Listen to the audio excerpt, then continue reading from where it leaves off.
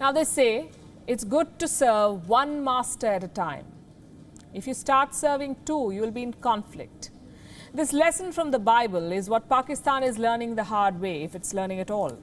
The Imran Khan government made itself a slave to money by two masters. Saudi Arabia, its religious master with oil money, and China, the mastermind with deep pockets. Pakistan borrowed billions of dollars from these two countries. We all know about China's debt trap diplomacy. But what about Saudi Arabia?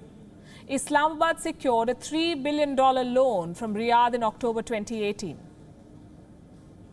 Perhaps Imran Khan assumed he would never be asked to pay back. He did his best to ensure this. Even played chauffeur for the Saudi crown prince. Do you remember these images?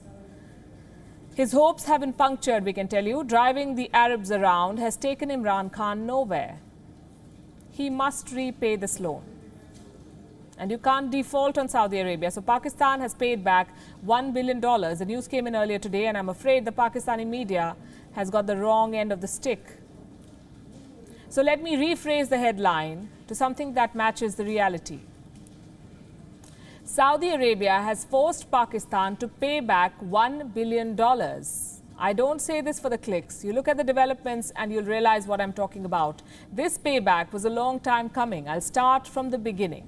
Imran Khan has been obsessed with Kashmir ever since he came to power. Time and again, he has allowed this obsession to dominate Pakistan's foreign policy. In February this year, he repeatedly pushed Saudi Arabia for an OIC meeting on Kashmir. OIC is the Organization of Islamic Countries. Saudi Arabia is its de facto leader, and Imran Khan wanted the Arab world to slam India on Kashmir. They refused. So he traveled to Malaysia and said this. But we have no voice because there's total division. We can't even come together on a simple thing like the whole OIC summit meeting on Kashmir. We have no voice, he said. Saudi Arabia did not like the sound of it. It was upset. The meeting Imran Khan wanted never took place. The message from Riyadh was clear. Domestic political narratives cannot drive foreign policy, especially not business. Now it's been a while, there's been a pandemic, but Imran Khan has not moved on. He has not learned his lesson. And once again, Pakistan is asking Saudi Arabia to convene a meeting of Islamic countries on Kashmir. Only this time, Pakistan is crossing certain limits. Listen to the statement by the Pakistani Foreign Minister Shah Mahmood Qureshi and pay special attention to the tone. मैं आज आपके programme पे अपने कद से बड़ी बात करने की जुर्रत कर रहा हूं। मैं एक मर्तबा फिर OIC की लीडरशिप में मोतबाना गुजारिश करूंगा। काउंसिल ऑफ फॉरेन मिनिस्टर का इजलास हमारी तवक्को है।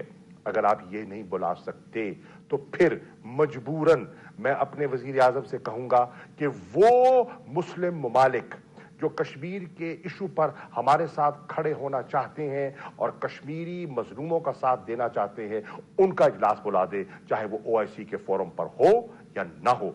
आज OIC को फैसला करना है कि क्या इस पाकिस्तान के हसास, जो एक फाउंडिंग मेंबर के हसास मसले पर वो हमारा साथ देना चाहती है कि नहीं। वक्त आ गया है कि OIC अब जो है वो जिसे कहते हैं ना, ये जो बच बचाओ आंख मचोली से बाहर निकले। शायद ये बहुत बड़ी बात कर दी आप।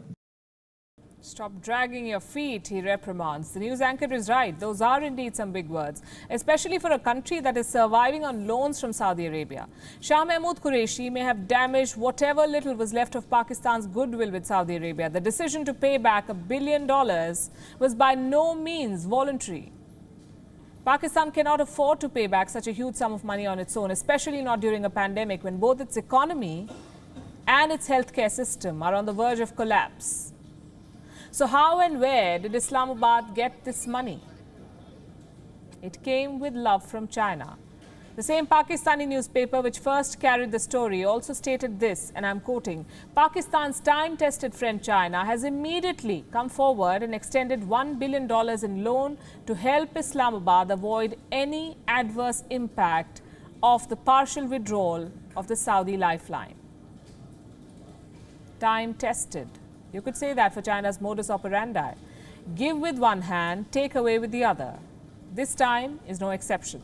24 hours before China helped Pakistan pay back this amount, another decision was taken.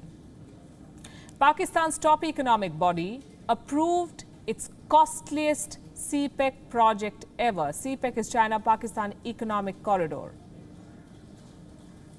A $6.8 billion project to upgrade Pakistan's railway lines. China has got it. A $6.8 billion project. It's significant. For perspective, let me tell you, Pakistan's entire development budget for this financial year, $7.9 billion. China gets a $6.8 billion project. So much for China's time-tested friendship. It's a costly affair, to say the least. Here's the bottom line. In its obsession with Kashmir and its attempts to please China, Pakistan is slowly but steadily losing support of the Islamic world. Imran Khan can drive all he likes, but he can't take the world for a ride.